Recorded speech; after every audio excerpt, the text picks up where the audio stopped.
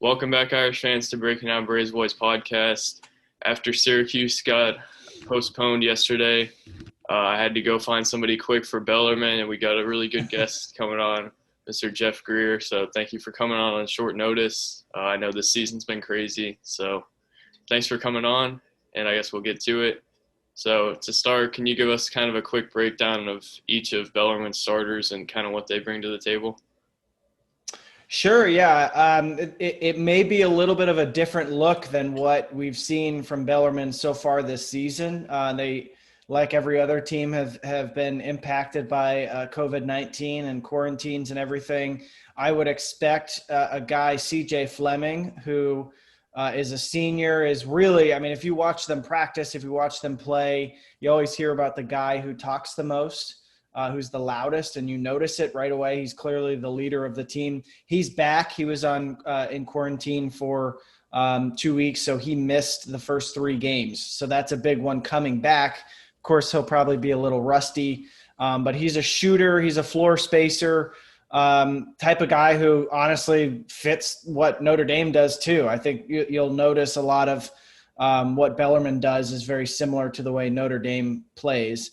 And then the other guard typically is going to be Dylan Penn. He's their leading scorer from last year. Much more of a breakdown kind of guy. He wants to get into the lane. He can pass and create for others.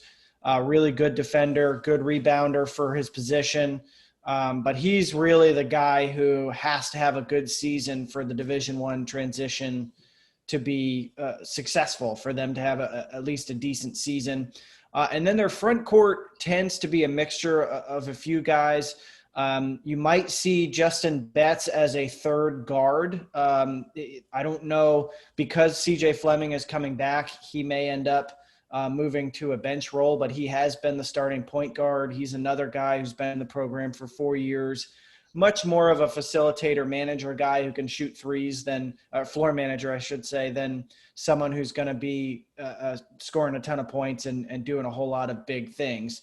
And then the front court, my guess would be is that you'll see Pedro Bradshaw, who is the other super athletic player in their starting lineup, along with Dylan Penn. He's kind of a combo guy. 6'7", 6'8". He can run the floor and is just a really nice player, good offensive rebounder, good finisher around the basket, and he can shoot threes. And then typically it's been Nick Thielen also starting, although we may see either him or Ethan Claycomb as the other front court guy. They're both around 6'7", 6'8". Claycomb can stretch the floor a little bit more. He's a little bit more of a shooting face up forward. Thielen is a guy who's going to be more active around the rim. But that's their starting 5, more or less. And then, like I said, there's 2 guys who could be in the starting lineup or be the first guys off the bench. And then they probably, I would say, go 9 or 10 deep. Gotcha. Definitely go deeper than Notre Dame with 7 guys. And, you talked about how their big men are kind of only 6'7", 6'8". Would you say that's kind of like a weakness for them? Yeah, definitely. And yeah, definitely. And you know, it's like when you get to the NCAA tournament, especially, you see the difference between the lower major or the lower level conferences and the high majors. And it's usually in athleticism and size.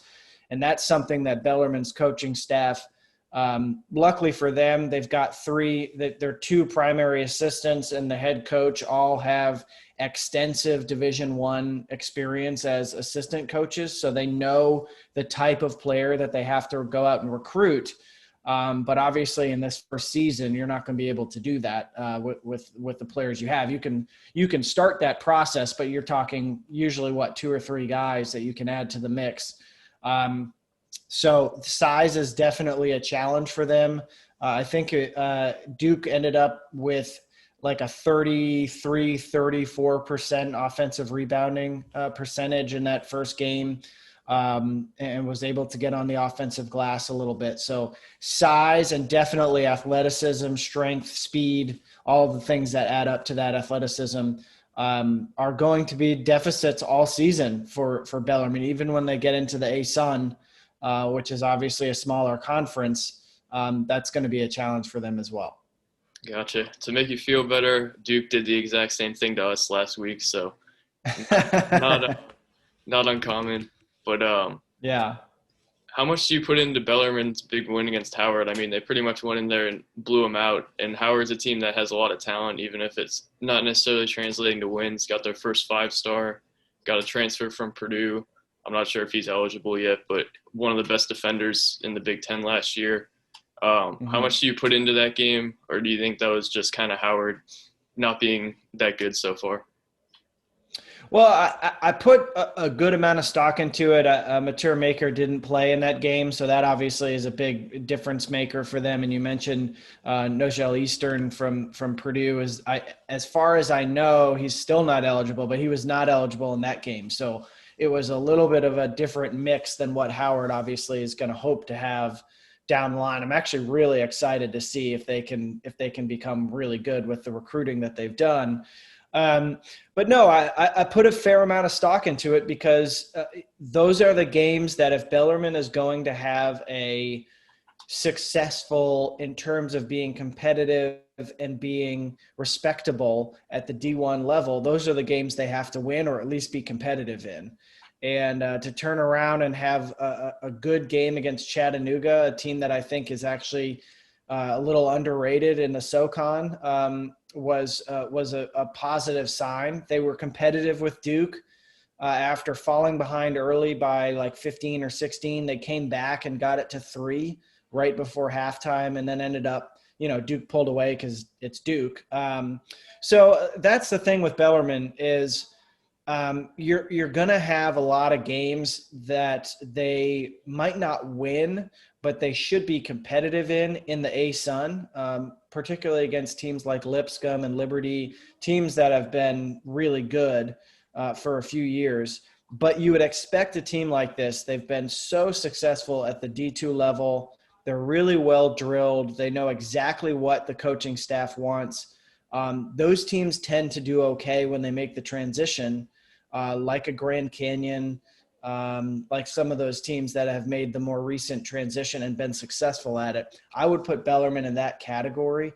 And it's because of the coaching staff and the kids, the quality of the players that they've been able to get at the D2 level makes it a lot easier to translate and win games like the one that they did against Howard. For sure. You brought up how they're really competitive as a D2. I remember last year they almost beat us in a scrimmage. They hung around the whole game. It was like a 10-point game. So they're definitely not exactly what you think of as a pushover, even if they're not like the toughest team on the schedule. But Notre Dame had Syracuse scheduled for Tuesday, and now they're playing Bellarmine Wednesday afternoon. Syracuse is famous for their 2-3 that kind of is man and kind of isn't. Is there anything Bellarmine does that they're kind of known for schematically? I know you said they play like Notre Dame a lot. Yeah, so it's funny you mentioned that they were close, that they gave Notre Dame a difficult time because they used to play Louisville every year in a preseason exhibition, and the head coach, Scotty Davenport, was an assistant for in the first part of Pitino's time at Louisville. So they've known each other a long time, and they gave Louisville all sorts of problems in those exhibitions also. And the reason for that is specifically their offense. Now they run a pack line style defense, which is, as I'm sure you're familiar with from watching Virginia and Wisconsin and now Louisville with Chris Mack, Arizona, all those teams. Hard to break down a team like that off the dribble and get into the lane. But if you've got shooters and you've got guys who can get hot, you can typically score on a pack line and open it up a little bit. But it's really on the offensive side of things that they're known for having that identity. And the identity is, you're going to notice it. They may take the full 30 seconds of the shot clock, but it's going to be like really fast paced, lots of movement off the ball, tons of backdoor cuts, good screening away from the ball. They don't love ball screens. They're typically a team that's going to screen away and try to free up shooters. They don't shoot a crazy number of threes, but they make a lot of threes. I would say they try to be really balanced offensively, but at the D2 level, over the last 5 years, they shot 40% on average from 3-point range, which is super good. One of the best rates in the country at that level. And they're already rated, I think, as of this morning, they were like top 60 in the country, top 50 in 3-point percentage in D1. So we know they've got shooters. It's kind of like a motion mixed with Princeton style offense.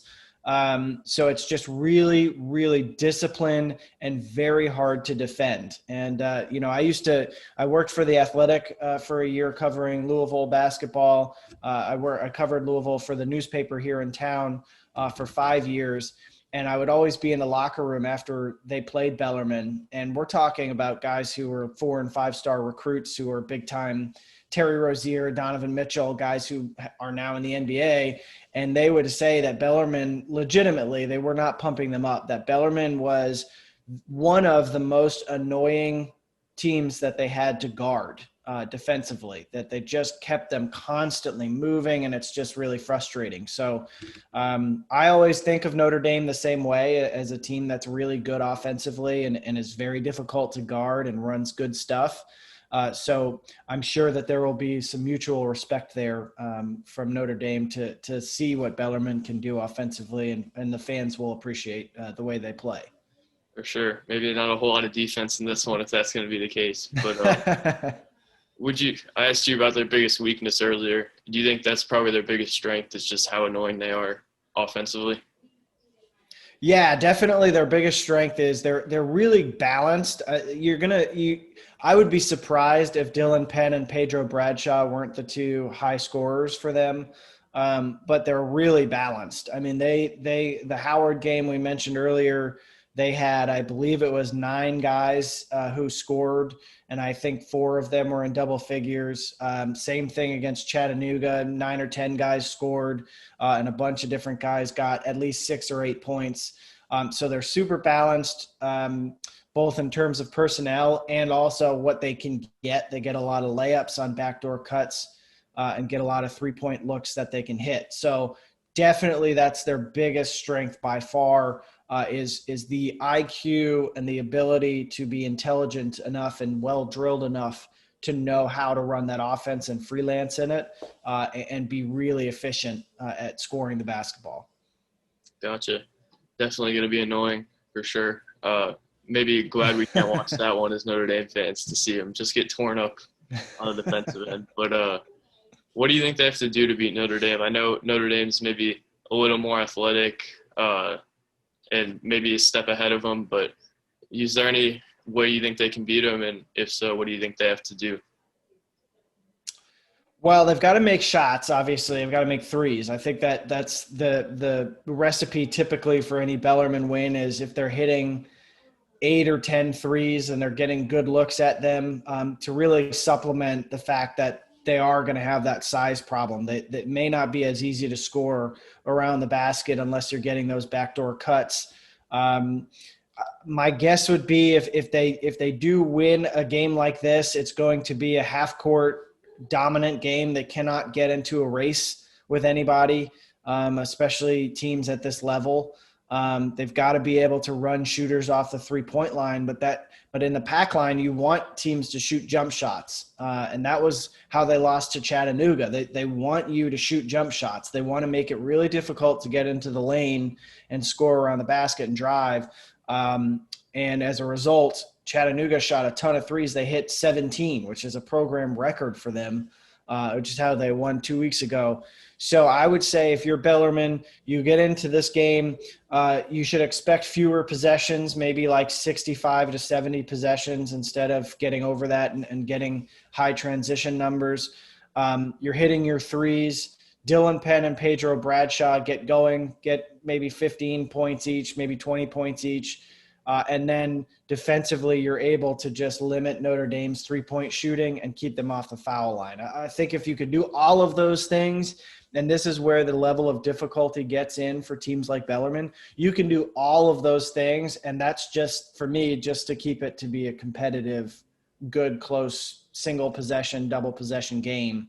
And anything can happen in those situations. But to keep it close, I think they've really got to do all of those things and play a really good game.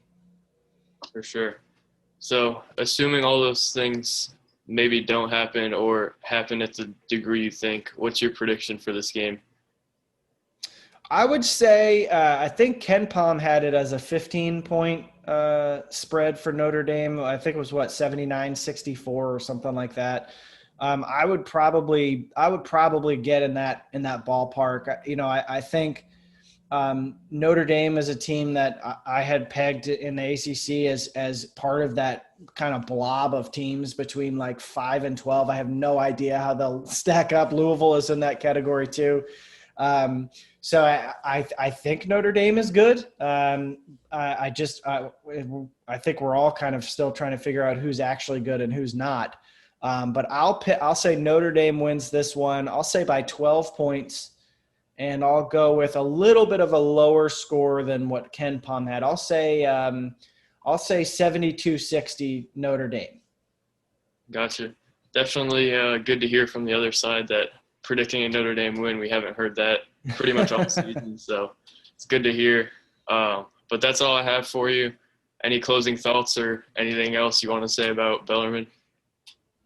Well, I will say I've been to the Joyce Center 4 or 5 times or 3 or 4 times over my journalism career. I love it there. Obviously, it's disappointing that it's not going to be a packed house as everywhere is. But for folks who can't watch this game, listen to it on the radio because this actually, I think, will be a really fun matchup between these two teams. And I know Mike Bray has a lot of respect for Scotty Davenport and vice versa. So I'm sure they're really happy that they were able to make this thing work out. So should be fun. And hopefully we'll get to see like clips of it somewhere so we can at least enjoy parts of the game in some way, shape, or form. And I really appreciate you having me on. All right, so now that we've heard from Jeff Greer about Bellarmine, got a lot of good insight into their scheme and their roster. So really glad we could get him on short notice. I thought it was going to be tougher than it was to get somebody, and he was a really good guest. So it was good to have him. But now for the keys to the game, I'm going to start with shooting well from deep. Bellarmine runs a pack line. It's going to be hard to get some offense going if they aren't shooting well. And Notre Dame is known for shooting well, so I don't think it should be too much of an issue, but you got to get one of those guards going like Goodwin, Hub, Ryan. He can't shoot. What did they shoot, like 4 for 22 against Purdue? Can't have that. That's not even – I don't even know if that's accurate, that stat, but they didn't shoot well combined. Hub had 0. Goodwin didn't have that much. So they're going to have to shoot well from deep, kind of like they do against Virginia. You're going to have to beat them. You're not going to just beat them with talent just because of the scheme they run. So they're going to have to shoot well. I know that sounds really generic, but it's true. And then 2, another generic one, come out ready. I mean, they're going to make you work to get stops with their offense. A lot of ball screening, a lot of just annoying stuff. Like Mr. Greer said earlier, Louisville said they're one of the most annoying teams they've played against, and they're annoying to stop. So they're not the most talented team offensively, but they're going to make you work to get stops. And they're going to have to be ready for that. Can't come out lackadaisical. I don't know how to say that word, but they can't come out not ready. They got to have a lot of energy on defense, and they're just going to have to play really hard to get stops against them. So I'm going to say come out ready. And then 3rd, this isn't the key to winning the game because I don't know if they'll have too much of a problem doing that. But I really want to see Zona and Sanders get some quality minutes to get them going, get their confidence up, even if they're not going to be big parts of the rotation. I think it's big that they play some quality minutes and finally get some experience, get their confidence up against a team who's kind of undersized down low and they probably have athletic advantages on. So I'm going to say get Zona and Sanders going, give them some quality minutes. Not a key to win the game, but a key for their development and for the future. So I think that's going to be big also. And then my matchup to watch, Nate Laszewski and Jawan Durham versus Pedro Bradshaw and Nick Thielen or Ethan Claycomb. One of those two last guys will probably be in there. I think this is where Notre Dame could really pull away in this matchup. I know the big men haven't been great, but because of their size down low, Durham and Leschewski 6'11" and 6'10". So, and then their guys are like 6'7", 6'8", all of them. So it's going to be, they're going to have a big advantage down low, height. And the only one who's really athletic, from what I've heard, is Bradshaw. So I think Leschewski and Durham, those are the guys who can really make this into a 20, 30-point win rather than a loss or like a single-digit win. So that's going to be big. And then my leading scorer, I'm going to go Trey Wirtz again. I picked him for Purdue, and it worked out for me. So I'm going to ride the hot hand. I think Leschewski could also be a big scorer in this one. The problem is they run a pack line, so it's going to be tough for him to get looks down low. And he hasn't really been getting as many looks as I would have liked. He only shot twice at halftime against Purdue, which is really not ideal to see. I think they got to try to get him going, maybe draw some stuff up for him. But that's my matchup to watch. I think that's where the big gap could be in this game, and that's where it could come from if Notre Dame really gets going. So my prediction for this one, he said Notre Dame by 12. I'm probably gonna say Notre Dame by like 15, probably. I think if they come out ready to play and they're not slumping offensively like they were at times against Purdue, they'll be fine. They'll probably win this game by a lot. But it's concerning how annoying Bellarmine is on offense, and the pack line makes things difficult on you too. So that's going to be big. See if they can kind of overcome this, and hopefully they go. They don't go home for Christmas on a win, but hopefully they go into Christmas with a win. They got a 6-day break after this, Virginia. So that's all I have for you guys. Thanks for watching. Hopefully we can all find a way to watch the game tomorrow. And that's all I got. Talk to you guys later. Peace.